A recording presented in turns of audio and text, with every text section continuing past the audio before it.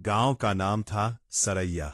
आज भी नक्शे में छोटा सा बिंदु, लेकिन उसकी मिट्टी में इतिहास की गहराई छुपी थी।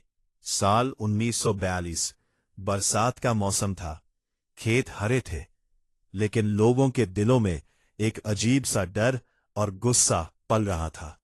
अंग्रेजों का राज था और हर रोज नई पाबंदियां लग रही थी। गांव में एक लड़का रहता था। बेटा नाम था रघु।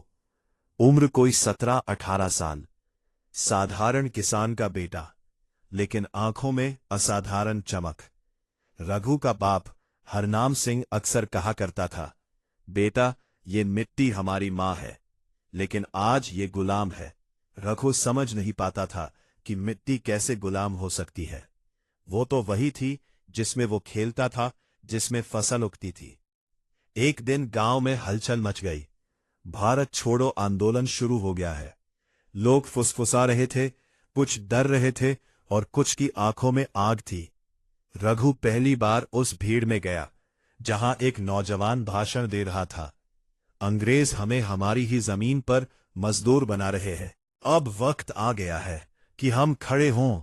उस दिन रघु के भीतर कुछ बदल गया। दूसरा दिन रघु खेत में काम कर रहा था, लेकिन उसका मन कहीं और था। अचानक उसने देखा अंग्रेज सिपाही गांव में आए हैं। वे सीधे रामू काका के घर गए। रामू काका एक बूढ़े आदमी, जिनका कसूर बस इतना था कि उन्होंने आंदोलन में हिस्सा लिया था। सिपाहियों ने उन्हें घसीटकर बाहर निकाला और सबके सामने पीटना शुरू कर दिया।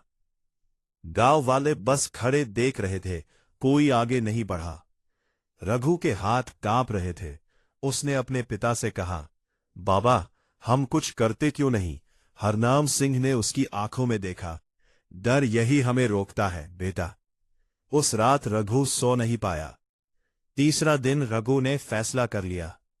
वो गांव के कुछ लड़कों को इकट्ठा करता है। हम चुप रहेंगे तो ये सब चलता रहेगा। एक लड़का बोला, लेकिन हम कर क्या सकते हैं? रघु बोला, शुरुआत डर खत्म करने से होती है।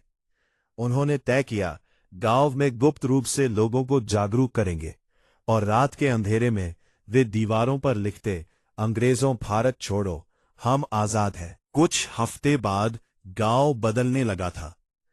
अब लोग धीरे धीरे खुलकर बात करने लगे थे। डर कम हो रहा था, लेकिन अंग्रेज भी समझ गए थे कि कुछ चल रहा है। एक रात जब रघु और उसके साथी दीवारों पर नारे लिख रहे थे, तभी सिपाही आ गए। सब भाग गए, लेकिन रघु पकड़ा गया। जेल रघु को शहर की जेल में डाल दिया गया। वहां उसने कई ऐसे लोगों को देखा जो अलग अलग जगहों से आए थे, लेकिन सबका मकसद एक था, आजादी। एक बुजुर्ग कैदी ने रघु से पूछा, डर लगता है? रघु ने थोड़ा सोचकर कहा, हां, लेकिन अब डर से बड़ा मेरा सपना है। बुजुर्ग मुस्कुराए, बस यही हिम्मत इतिहास बनाती है। गांव में जब खबर आई कि रघु पकड़ा गया है, गांव में सन्नाटा छा गया। हरनाम सिंह चुप थे, लेकिन उनकी आंखों में गर्व था। अचानक वही लोग जो पहले डरते थे, अब आगे आने लगे। रामू काका, जो कभी पीटे गए थे, बोले, अगर एक लड़का इतना कर सकता है तो हम क्यों नहीं? धीरे धीरे पूरा गांव आंदोलन में जुड़ गया। कुछ महीने बाद रघु जेल से वापस लौटा। कमजोर था, लेकिन उसकी आंखों की चमक और तेज हो गई थी। जब वो गांव पहुंचा तो उसने देखा हर दीवार पर नारे लिखे हैं, हर इंसान में हिम्मत है। उसने अपने पिता से पूछा, ये सब? हरनाम सिंह मुस्कुराए, ये तेरी आग है बेटा, जो पूरे गांव में फैल गई। अंतिम दृश्य साल 1947। गांव में जश्न था, आजादी मिल गई थी। रघु उसी खेत में खड़ा था जहां कभी उसने पहली बार सवाल पूछा था। उसने मिट्टी को हाथ में उठाया और कहा, अब तू आजाद है। हरनाम सिंह उसके पास आए, नहीं बेटा, ये मिट्टी हमेशा आजाद थी, बस हमें समझने में देर लगी। रघु मुस्कुराया।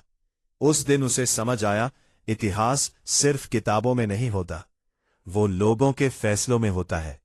डर और हिम्मत के बीच की उस एक कदम में होता है।